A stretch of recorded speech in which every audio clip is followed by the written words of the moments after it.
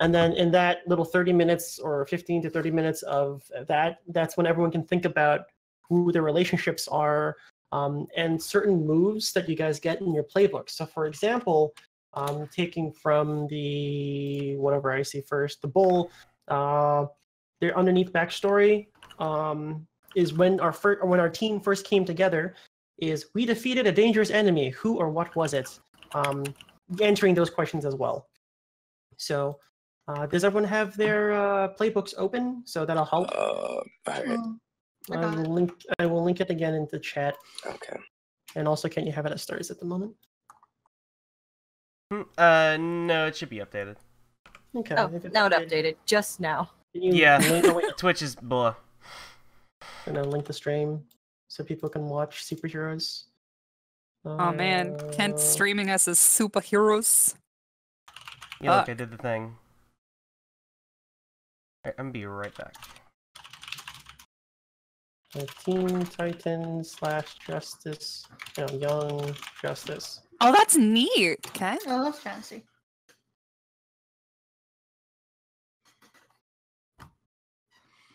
So I do enjoy how it's has the comic kind of looking in the background. Yeah. So we just leave that playing in the background. But for now, we will go through all that stuff. So everyone should just for the beginning, you should have your playbook open just to take a look at specifically backstory and when our team first came together. Because I'm going to be going through and asking you guys those relationships and influence. So let's actually do influence right now. Or actually, no, we'll do it afterwards because that's very important. Influence is one of the main mechanics in this game. Influence is very intangible. Think of it like someone trying to tell you who you are. I'm back. That's what influence is. So the big important thing that everyone knows is every single adult in this game has influence over you because you're kids. You guys are young. Yeah, well, they start with one influence every year, yeah. One influence means influence, period. Influence doesn't have a number. Either you have influence or you do not. Yeah, it's fine. I thought you expend it. Okay, so you can't have more than one saved up, but you can expend it, is my understanding. You can expend it, and adults will always try to influence you. So just remember, you guys are from the ages of preteen to young adult, and you're still figuring yourself out. So once again, those labels that you have, freak, danger, mundane, superior, savior, those are not specifically stats, but how they see yourself. Expect to change those regularly.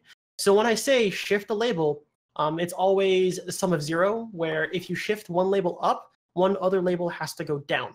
So there will be points where adults will try to shift your labels, characters will try to shift your labels, and you will try to shift your own labels. So just remember that. And just so you guys know, the maximum you can have in a label is +3.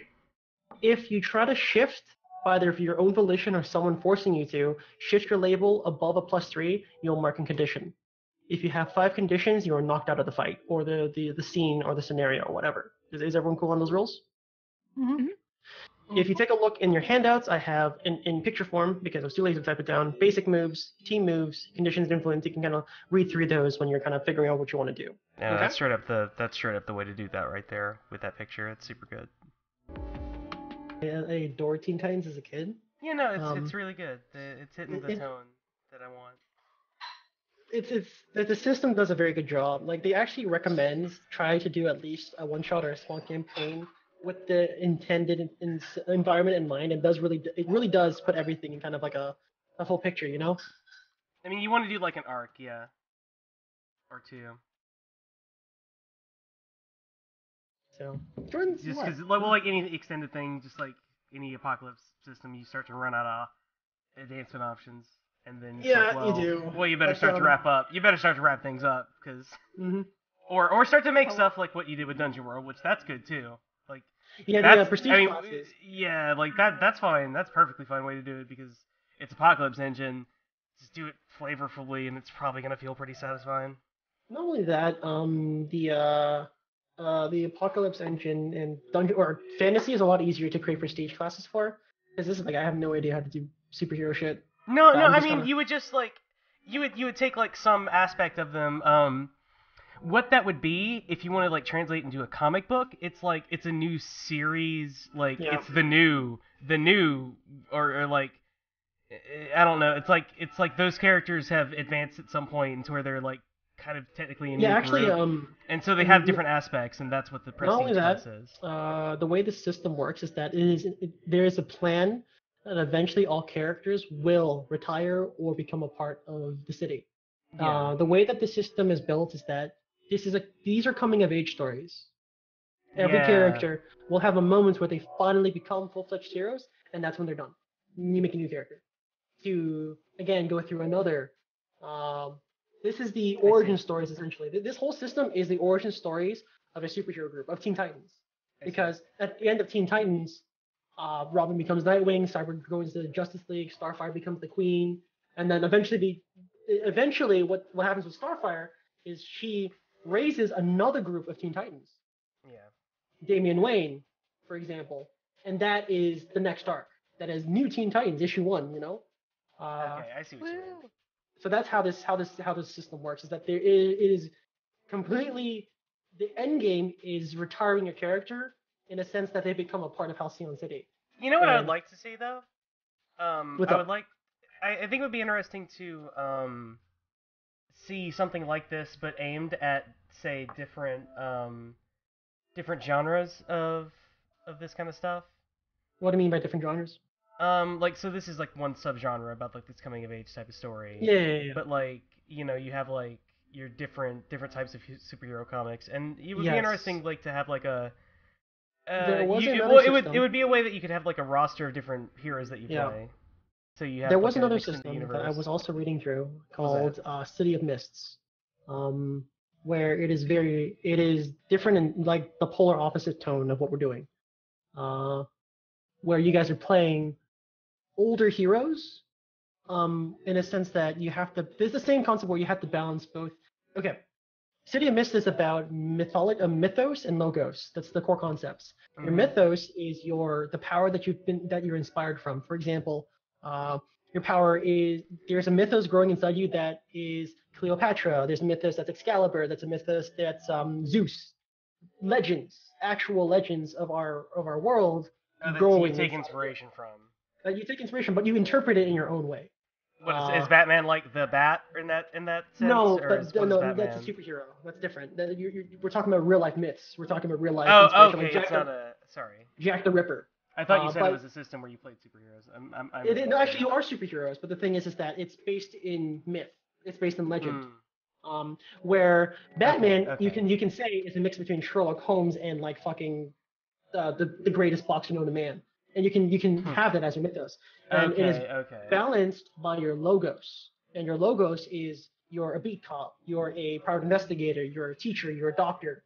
That's your real life counterpart. You're mild mannered, whatever. Yeah. And you have there's a mix of both, and there are no stats in the game. There are things called power tags, where it's still powered by the apocalypse, but depending on the tags, you get plus to whatever. Let's say you're chasing someone across chasing someone across rooftops, and your mythos gives you super strength, super speed, and super reflexes. Meaning sounds like mythos could also just be an idea. It is an idea, but based off that idea, you get tags. Yeah. And that's what I'm saying. Let's say, but you roll 2D plus your tags, and you have X amount of tags depending on your mythos and your logos, and it's a mix of both. And very interesting, very Jessica Jones, very Daredevil, very Luke Cage. So I was tempted on, but it's also 500 pages long.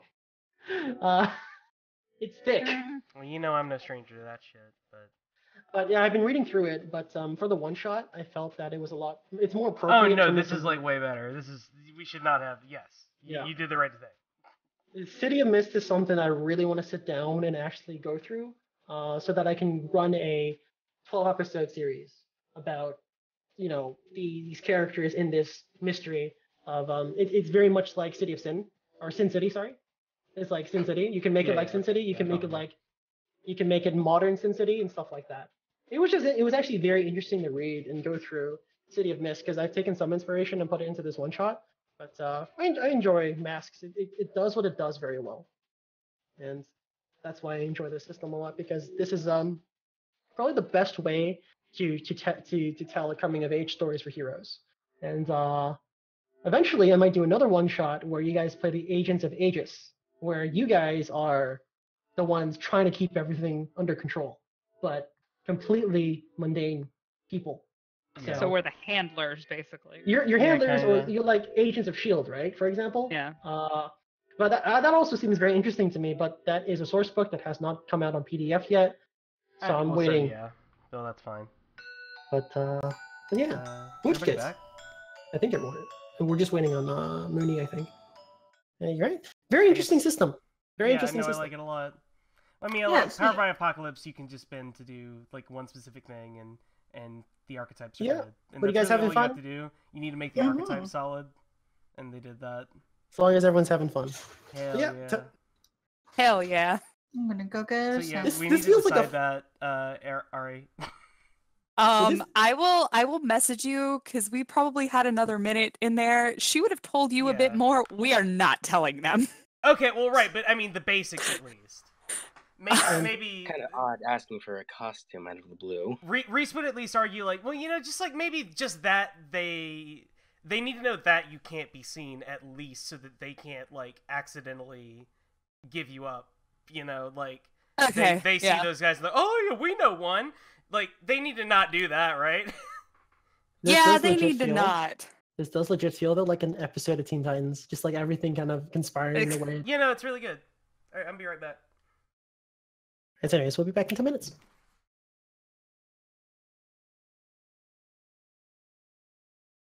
Why you gotta make me want to play this more? God!